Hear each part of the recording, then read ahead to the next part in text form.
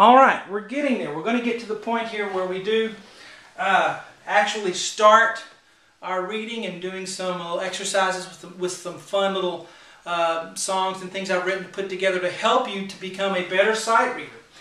And I'm almost finished with this kind of background thing that we must understand in order to progress and to proceed. Okay? In the previous video we learned about the reading and the playing level. Okay? So what happened, this is kind of like a psychologist when they want you to tell them about, or psychiatrist, tell me about your childhood. You know, we go back because a lot of things are formed from that beginning. And that's really true even in learning an instrument. Maybe you're 50 or 60 years old or older. Some of the habits you learned when you were 8 or 9 or 10 are still with you. You know, fortunately or unfortunately, however, whatever the case may be. This is what happened. We need to know what happened in order that we may not repeat the same mistakes. We need to change and retrain your brain and how you look at the music. And that's what we're going to do here. And because, you know, the way you did it when you were a kid is the same way you're still doing it, probably. Okay? And that's why I have here ear and memorization versus reading the music.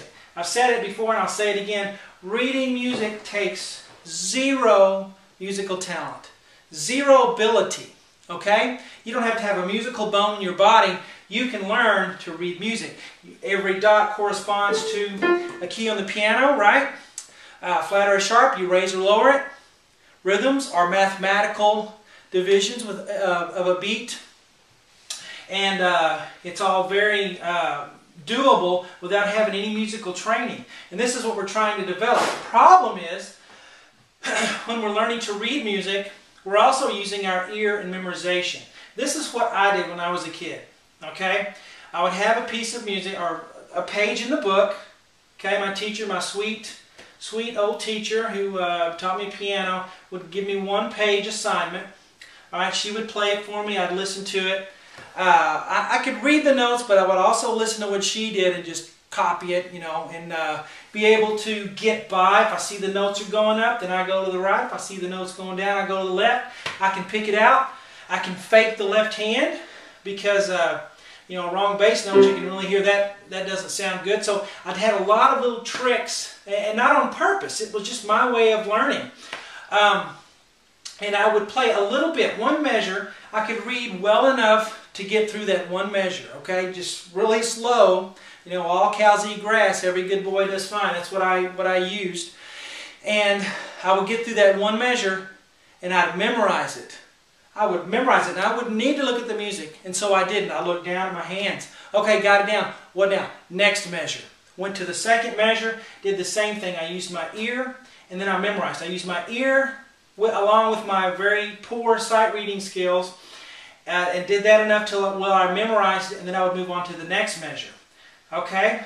Memorization, ear memorization versus reading. Now, the reason I put versus is because these two things fight each other. Okay? They are at war when you first start. If you have a good ear, if you're musically talented, they're going to fight each other. If you don't have a teacher that's holding you back, making sure that you're reading the notes, not letting you skip over, as we learned from that beginning stage, from the beginner stage, skipping over to somewhere in the late intermediate or even advanced, and skipping over those really important years where we really learn how to read, okay? And they fight each other. On this side, I have a diagram. I'm not an artist. I used to be somewhat of an artist, but this is an ear, all right? And over here I have the eyes. All right, they fight each other. The ear of a very talented person is very strong. All right? And it's not necessarily means you're a bad reader, but your reading is going to be weak. Okay? Because reading the staff is not easy. And the ear is going to want to take over. It's going to be the strong arm. It's going to be the thing that wants to be dominant over the reading. All right? And it's going to win if you let it. And it will probably win if you have a good ear, if you don't have anybody watching out for you, or who knows to watch out for you.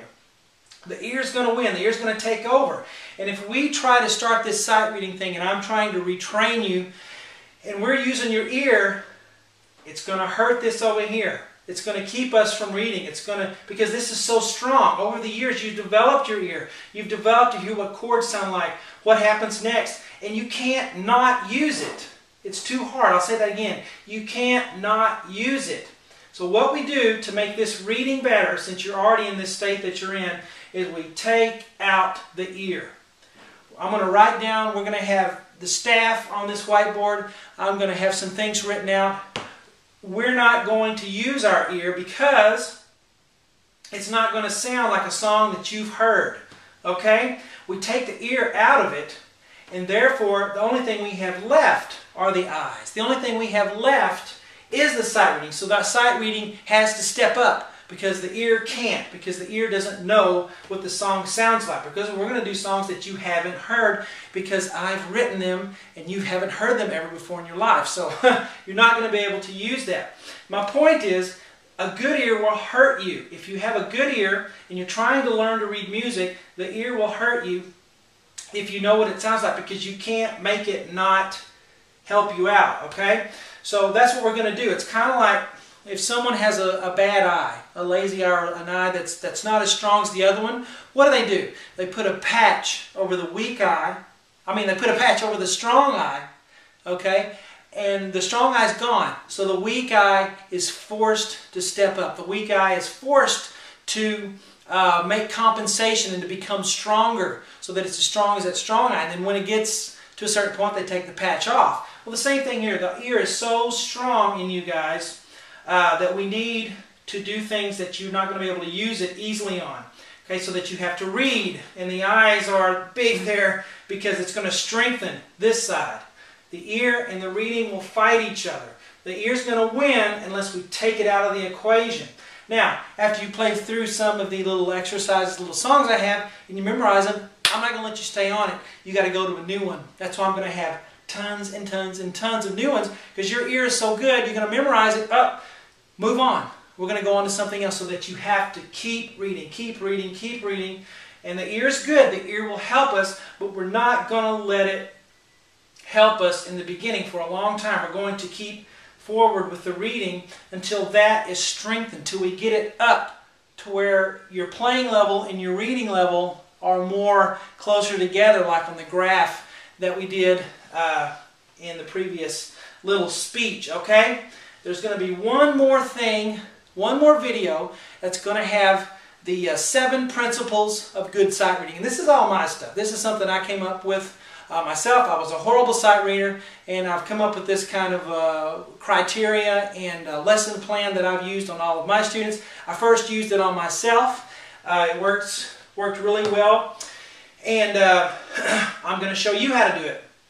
Check out my website, webpianoteacher.com. I'm going to have lots of stuff on there for you for your sight reading, and lots of other cool things too. But study this. Don't skip over these videos where I'm explaining this to you. You need it. You need to understand what the problem is so that we can fix it and not repeat the same mistakes. Okay? So here the lesson is ear memorization versus reading. We're going to read, and we're going to cancel this out so that this reading can become stronger in these lessons. All right? So understand, your ear is good. Your ear will help you, but we need to put it on the back burner for a while we work on our reading skills. Okay?